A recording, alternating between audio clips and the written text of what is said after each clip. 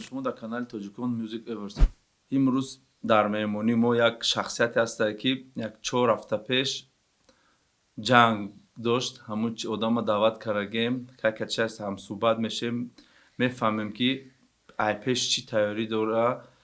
با چی نویگری هست از که هم صحبت میشیم. موین جان خوش آمدی برات. سلام علیکم. همه کارو دان سلامتی سوس. تا گفتی که 2 هفته پیش زنگ زدم که گفتی که مسکو رفتی سنگ رفتی سعودی. یکاترینبورگ که کارو ناس. شکر کنم. همه سوس. بعد جنگ چقدر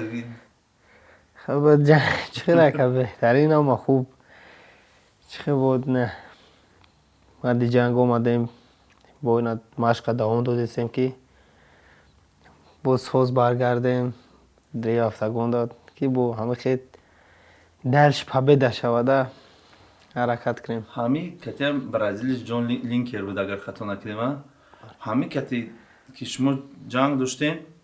چقدر همی خیلی باوری در تیاری داشتی 100% ما پیش کتی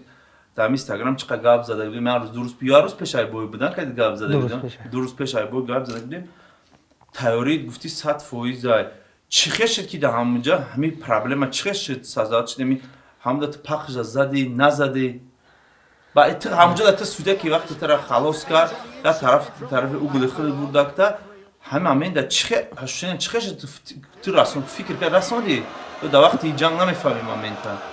نه کنم وقتی خیلی بود چخیله وقتی برآمده ولی فکر فقط برآمده بود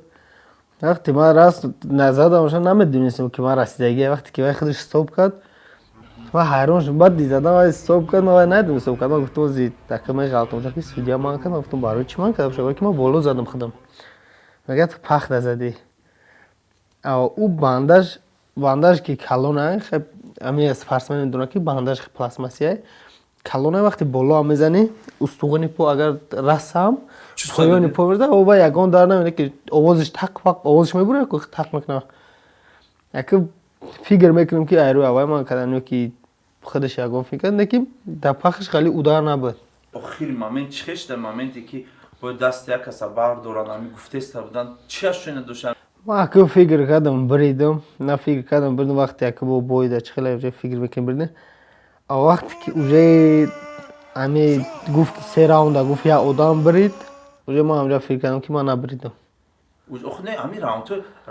یکم راوند ما تماشا کنم یکم راوند خب پکازت نشون داده او سوس کورکا دیوم سیم اوجه گرفتگی بدی کو وقتی که سودیا گفت که همو آنونسر گفت که همه راوند را یا آدم میگیره کو خب که با انگلیسی و گفته که راوند گرفت اوجه ما گفتم انیق و برید که اوجه چو صحبت کردم که فبید نمیتونم نه اخلام 2-1 میگفت اوجه کمتر فکر میکردم که ممکن که پبید تیام خیلی اچکورا میگفت که یکم راوند برید یکم راوند برید نه که وای گفت که 3 راوند یا آدم برید 3 راوند یا آدم برید 3 راوند وای برید گفتن آخه چه آخه مامی این نگلاس نشین سود دادن که نه ما فهمم دیدم میشه بعد همین کارش نما و بسیار آوازه که بسیار شده که میگن موینا UFC خط زدن برای که جون لینکر دا بوی داد برای که وای خودش بایتی وان UFC و UFC بود پیش بعد وان UFC گذشت بوی داد گفته به خاطر همین میگن که تو وان UFC رفتن همین کار شد یا به خاطر که خیلی چی پرابلم شده خیلی این چیزا که اون بخواهش مختون که میدونه اما فکر میکنه که اما کامیو میدونن که همین رنگ جنگ ما اگر گفته بودن که 3 راوند شوا اوجه پبید تدن نمیتونن برای که تا اینجا برومادیس ارگانیزاسیا تو اوجه دیو در کار نیستی وای بود وای بالا کنن که وقتی تونی بوی زنه با بالچ کو چخیلا نکنه اینا وقتی که اوجه ما اینا در دیم نمره که حساب بودم در دیم نمره حساب بودم اوجه که ما بوی دادم دایی وای بود آدم جمع کنن که برای تیتونی بوی موندن وای همه خیلی سازد کردن که پاپای دوای دو کارچم وان اف سی پیش از برآمدن تو ای وان اف سی برآمدن اسپریدلی به کار کرد ولی برای که ما اتکاس کردم ما پول اتکاس کردم چند قبلش باین او اف سی قد کانترکت کردم و وای گرفتن خاکی چیزا شده که باش مو ختم دنیا ما شکید هم خالی نویسن بسیار نویسن که یا بوی دیگه باید کانترکت داری برآمد کنی با یکم بور بود که 7 ماه پیش سپینیکتن یکم بور در ما هم خالی شد نه ما دیدیم آخرام با هم صحبت شده بودیم як 6-7 мاه пеш буту ки ина ба наздики метан каш ина май буд баъди май гузашт июл баъди июл гуфтан ки август нем ахир кашдан охири контракта бой доданта ё ки ҳам хай ки траки гуфтан шикастян ай One FC бурой ки да UFC баъдам UFC чӣ проблема шуд UFC меган отказ кара роста UFC аки уже контракт дод уже чихи отказ намекунам ба фигр мекунам ки ба айрӯи сини сол ҳисоб мекунан вале не айрӯи сини сол ҳисоб мекунам баробар отказ намекунам баро ки ёш гуфта далилнеш бо ҳастай вариант аст Jon Liker чанд сола 29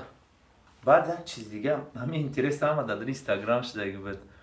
яча публиковат карди Jon Linkera кати One FC англиси кати рости ё чизи навиштаги буди чизи навиштаги буди ҳавай ба рости гап дидам абнавид кардем як соат пас ам дуромаду ки гум шуда буд чизи хуб нависте ҳамин чӣ сабаб шуда таъриф кард баба таърифшон кард яки он вақт ман менда оша One FC таъриф накардӣ Jon Linkera таъриф кардӣ ба фикр ман бедохӯрон публикат барои чӣ барое ки даки организатсия хали несправедливит кардам хали ноҳақиқат ман хостам ки мо организатсия чиз кунам хеле дар вақти як ғазаб дар оҷа ки қабида намеша ман номи соперникам амҷода добавит кардам номи соперникам мондум дар паравай акам занг зада кактам занг зада Америка гуфт ҳамун номи соперникта гир организатсия монди ман лекин номи соперникта гир гуфт айбури байни асаби будӣ контрол набуда дар мозг фақат дами чизи хоси нависти чизи қари ҳами 7 моҳ 6 моҳе ки интизор будӣ то ҳамин ҷанга ҳамара навистӣ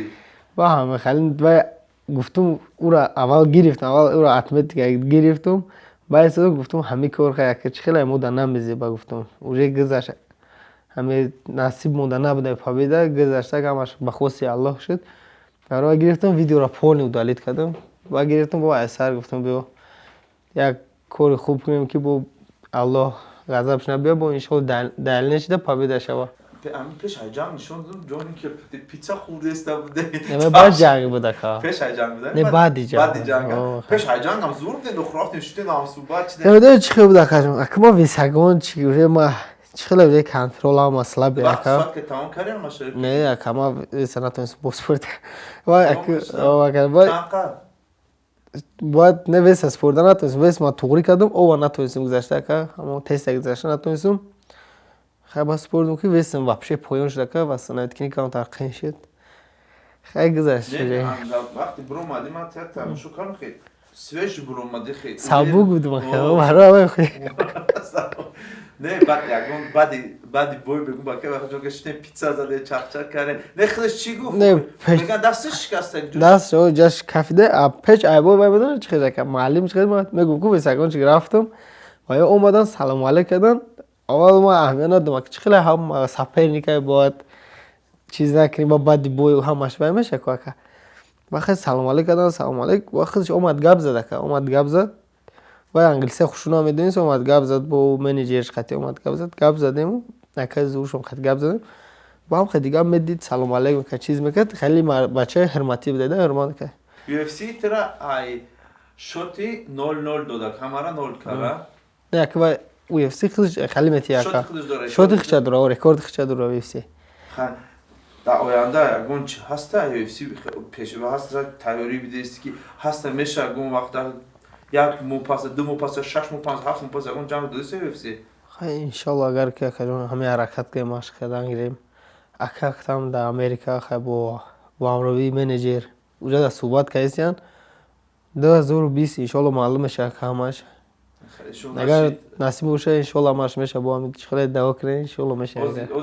корка машқ кардист акаҷон ака машқа мо чӣ хел мепартем мо наметонем бе машқ уже